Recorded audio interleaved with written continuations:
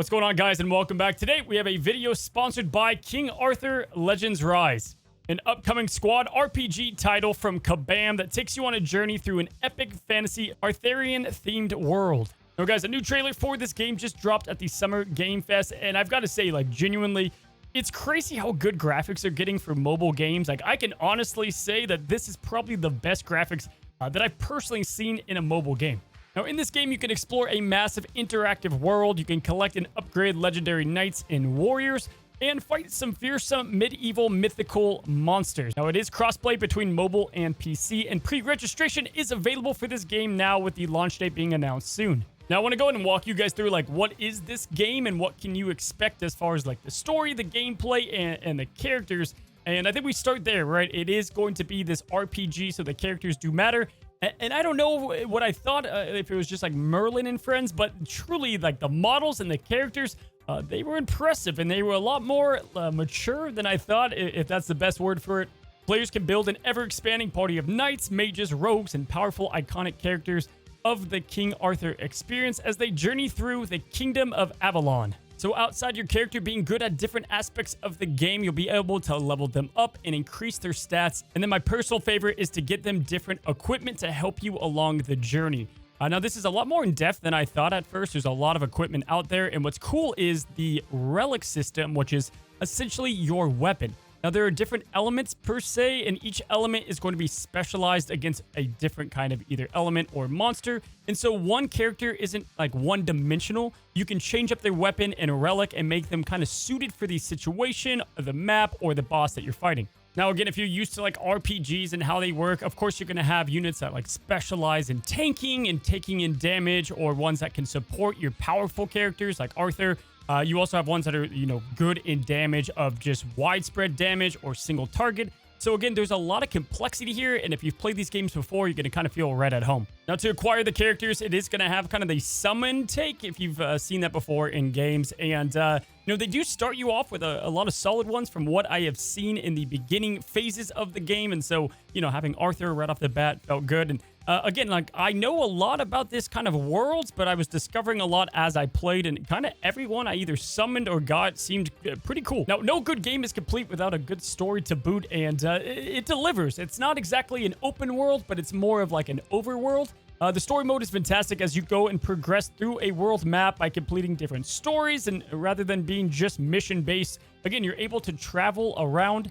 Yes, it can be a little, directed, if you will, but you can find treasures for your characters and do puzzles and things like that. Essentially, you'll be tasked with rebuilding the battle-torn realm of the Kingdom of Camelot to the glory that it once was as the ultimate fortress for the heroes. Ultimately, guys, like how the story played out, at least in my first testing, I thought was good. It was a nice change of pace to not just battle over and over, but kind of explore the map and find different things, and have a really solid story from what I've got to play so far. Overall, it makes the battle seem more important because there's more emphasis behind them, but then you also have just like single stories of just like a giant monster that needs to be taken down, or some side missions. Now, all of this is great, of course, but what matters most in games is obviously the gameplay. And King Arthur Legends Rise is a great turn-based game that is a good mix of both simple and complex. You're going to have your standard kind of basics and abilities and different things that you can utilize per character. But at the same time, it's not just hacking and slashing on one model over and over. I've got to say, like, by far, the best part about the combat, or at least like what stuck out to me right away, is it seems to be very fluid, and there's a lot of motion going on. Typically, in these style of games, your character kind of just sits there until it's like their turn. There's a lot of movement, and even just like the subtle strafing is cool. It doesn't affect your gameplay by any means, but definitely is a fresh change of pace in what I've come to expect in 2023.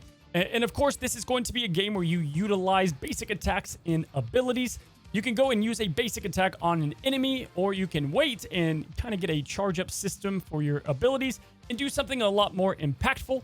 Also, like, bosses and a lot of enemies aren't just straightforward. There's different objectives and things you need to do, like taking down an arm on one boss before fighting the main body itself.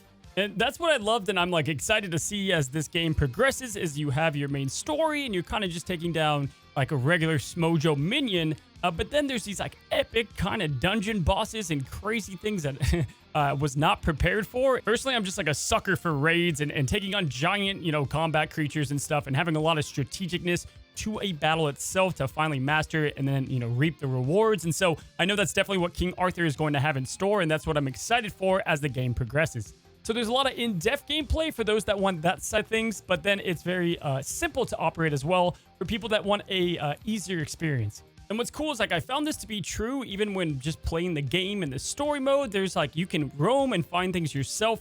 But then also if you're doing something else and you want to just kind of have a more linear path, you can click the objective and your character is going to kind of automatically walk there. And there are some other auto buttons that help. Obviously, if you're under the controls yourself, it's going to go a lot better. But I like that, right? Because a lot of people are going to be choosing to play this on the mobile platform. And so being able to kind of multitask is what's best about playing on a mobile phone. And with this game, it kind of has customized how the user wants to play it, not forcing you one way or the other. Now, odds are you probably know me from Marvel Snap, and what I like about that is you can play both on PC or on your phone, and this is going to be the exact same. It is cross-play, so whatever you do on your PC or your phone is going to be able to be transferred to the other. Now, with that, it's very simultaneous. I did not get to play the PC version, but I did find out that you can just simply, stop playing on your phone and instantaneously pick up where you were at on the PC. And then obviously the graphics and limitations that can be pushed on the PC is kind of second to none. But even on the mobile phone, it maintained a really good visual presence. And again, I got to say that's still my favorite part about the game is just the graphical style being created on the Unreal Engine. Guys, legit, look at this footage of entering Camelot for the first time.